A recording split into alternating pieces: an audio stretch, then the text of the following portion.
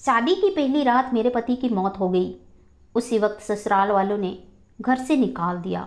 रोती रोती माँ बाप की दहलीज पर आई तो उन्होंने भी मुझ पर बदकिरदार का इल्ज़ाम लगाकर मुझे घर में ना रहने दिया। सड़क पर खड़ी थी जब एक आदमी आकर अपने साथ ले गया। फिर मैं दुल्हन बनकर कमरे में बैठी थी, लाल जोड़ा पहने, आंखों में ख्वाब सजाए।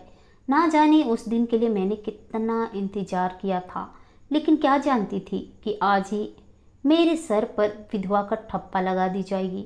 जैसे ही मेरा पति कमरे में आए तो अचानक ही उनका सांस फूलने लगा। वो नीचे जमीन पर जा गिरे।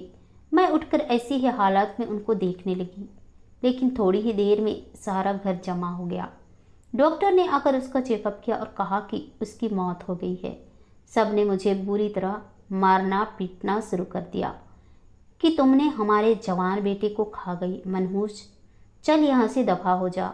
मैं सहमे की हालत में गली में खड़ी थी, एक रात की दुल्हन। शायद ऐसा तो कभी किसी लड़की के साथ ना हुआ हो। ऊपर वाला कभी किसी के ऊपर यह ना दिन न दिखलाए। मैं रोए चले जा रही थी, पैदल ही पैदल लाल रंग का जोड़ा पहने घर की तरफ जा रही थी, जब बीच रास्ते में मेरे साथ वह हुआ जिसे सुनकर आपकी भी रूह कांप जाएगी। मेरा नाम शीतल है। मैं एक गरीब घराने से थी। माँ का साया तो सर पर मौजूद था, लेकिन बाप का नहीं। मैं दो भाइयों के आश्रय पर पल रही थी। मेरी दोनों भाभियाँ बहुत नखरे वाली थी। वह बमुश्किल मेरे वजूद को बर्दाश्त करती। मैं एक स्कूल में पढ़ाकर अपना गुजारा कर रही थी। माँ अक्सर बीमार रहती थी।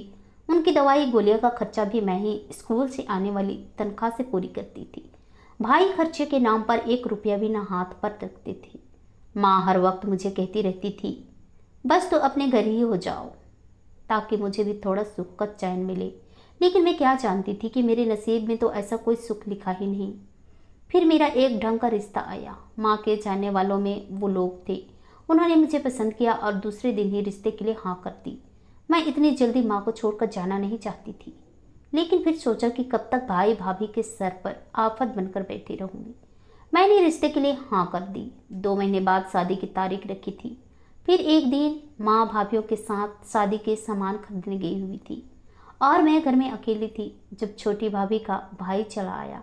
वह एक जुआरी शख्स था। मुझे देखते हुए कहने लगा, तुमसे मैं शादी करना चाहता था और तुम्हारी माँ ने तुम्हारी शादी कहीं और कर दी। मैंने नफरत से उसका चेहरा देखा और कहने लगी, मैं हरगिज तुम जैसे जुआरी इंसान से शादी न करती। अच्छा हुआ जो तुमसे मेरी जान छूट गई। वह शुरू से ही मुझे तंग करता था, जब से उसकी बहन इस घर में मेरी भाभी बनकर आई थी। लेकिन आज तो उसे एक अच्छा मौका हाथ लग गया था। तभी वह शैतानी इरादे लेकर मेरी तरफ बढ़ा और कहने लगा, तू मेरी ना हुई तो किसी की भी ना होगी। यह कहकर उसने कमरे का दरवाज़ा बंद कर दिया। उस दिन मेरे साथ उसने एक भयानक शैतानी खेल खेला और मेरी इज्जत बर्बाद करके चला गया। मैं 2 घंटे तक कमरे का दरवाज़ा बंद करके रोती रही, लेकिन मेरी सुनने वाला कोई भी न था। फिर 1 महीने बाद विदा होकर मैं अपने ससुराल चली गई। मैं जानती थी कि अब मेरे पास कुछ भी बात नहीं बचा और पति मुझे दागदार कहकर शादी की पहली रात ही तलाक दे देगा। लेकिन नहीं जानती थी कि किस्मत ऐसे पलटा खाएगी कि पहली रात ही मेरा पति हार्ट अटैक के बाद दुनिया से चला जाएगा और मुझ पर कत्ल का इल्जाम लग जाएगा। इन्होंने मुझे पहले ही दिन घर से निकाल दिया था। मैं रोती पीटती वापस मैके आई तो भाभियाँ नफरत से देखते हुए कहने लगी, अरे हमें तो पहले ही यही लगता था कि जो मनहूसियत इसने अपने घर में फैला रखी है, ऐसी ही अपने ससुराल में अपने साथ लेकर जाएगी। माँ कहने लगी, यह तेरे साथ क्या हुआ? मैंने तो कभी भी ऐसा नहीं सोचा था। अब तो मैं जीते जी मर गई। एक तरफ तो भाभियाँ यहाँ से ऐसी बातें कर रही थी, दूसरी तरफ माँ की हालत मेरी समझ से बाहर थी। अब मैं बहुत बेबस हो गई। लेकिन तीसरे दिन मुझ पर कयामत टूट पड़ी जब एक रात अचानक माँ इस दुनिया से चली गई। मैं उनके लिए रो रही थी, लेकिन मेरे आंसू देखने वाला कोई भी नहीं था, क्योंकि मेरी भाभियाँ सबसे यही कहे जा रही थी कि बेटी का सदमा ले डूबा। अरे ऐसी बेटी होगी तो माँ तो सदमे से मर ही जाएगी ना। मैं सबकी नज़रों में गुनाहगार बन गई थी। मेरी जैसी लड़कियों को जिंदा रहने का कोई हक नहीं था। मुझे भी मर जाना चाहिए, मैं बार बार यही सोचे जा रही थी। मेरे अंदर तो इतनी हिम्मत भी ना थी कि खुदकुशी कर लेती। लेकिन माँ को मरे हुए भी 3 दिन ही हुए थे जब अचानक मैं बेहोश होकर नीचे गिरी। फिर डॉक्टर आया और उसने मुझे चेकअप किया। जैसे ही मैंने आंखें खोली तो सब मुझे नफरत भरी नज़रों से देख रहे थे। भाई ने उसी वक्त मुझे हाथ से पकड़ा, कहने लगा, इस घर से निकल जाओ, अभी यहाँ तुम्हारी कोई जगह नहीं है। मैं हैरान थी कि वह मेरे साथ ऐसा क्यों कर रहे हैं। तभी भाभी कहने लगी, अरे पहली रात ही विधवा हो गई थी, इसके कोख में यह बच्चा किसका है? यह एक बच्चालन लड़की है। मैं हैरान थी कि मेरे साथ यह क्या हुआ है। ऐसा बच्चा ना मुझे याद आया कि शादी से पहले उस शैतान ने मेरी इज्जत बर्बाद की थी, तभी तो आज उसका गुनाह मेरी कोख में पल रहा है। अब मैं बुरी तरह रो ही रही थी। मेरा बस ना चल रहा था कि मैं किसी कुएं में जाकर छलांग लगा देती। उस रात भाई भाभी ने मुझ घर से निकाल दिया था। मैं रोती हुई सड़कों पर फिरने लगी। 2 दिन तक अपनी इज्जत बचाती सड़कों पर फिरती रही।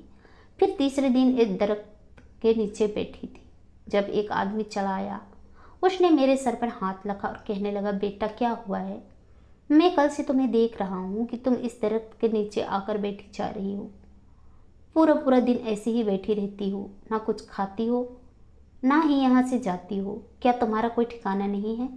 तुम एक जवान लड़की हो। मैं रोते हुए कहने लगी, मेरे जैसी लड़कियों को तो पैदा ही मर जाना चाहिए। मैं बहुत काला नसीब लेकर पैदा हुई हूँ। उन्होंने मेरे सर पर हाथ रखा और कहने लगे, बेटा ऐसे नहीं कहते, नसीब बनाने वाले रब हैं। तुम चलो मेरे साथ, मेरे घर चलो। अब वो मुझे अपने साथ घर ले आया था। फिर यहाँ आकर कहने लगा, मैं और मेरी बीवी इस घर में अकेले रहते हैं।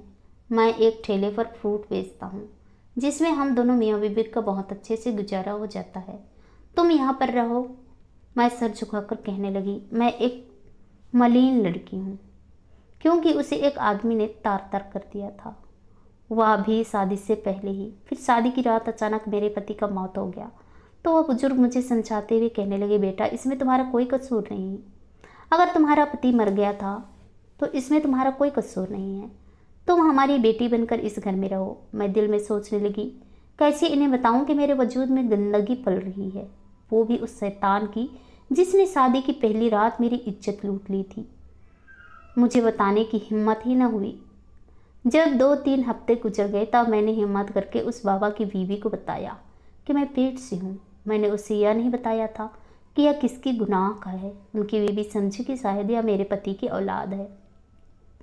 वो मेरा बहुत ख्याल रखती, मेरी हिफाजत करती, मुझे घर से बाहर निकलने भी ना देती थी। फिर मैंने एक बेटी को जन्म दिया था।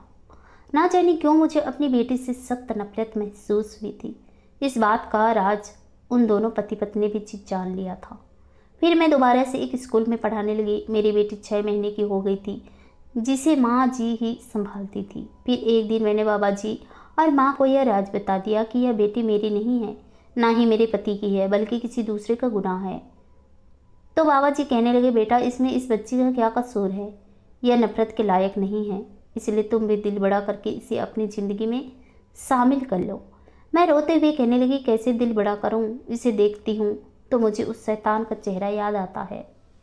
तो बाबा जी कहने लगे, भगवान के लिए इस बच्चे के दिल पर सच्ची नियत रख लो, तुम्हारे दिल में खुद ब खुद उसके लिए जगह बन जाएगी। फिर मैं सोचने लगी कि जब मुझ जैसी लड़की को इन दोनों पति पत्नी ने इस घर में जगह दी है तो मैं कौन हूँ इस बच्ची को अपनी ज़िंदगी से निकालने वाली।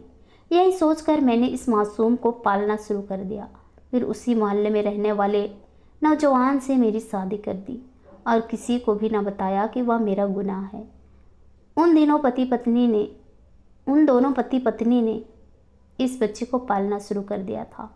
मैं विदा होकर अकेली ही अपने पति के साथ चली आई। कभी कभार ढेरों खिलौना लेकर अपनी बेटी के पास आती हूँ।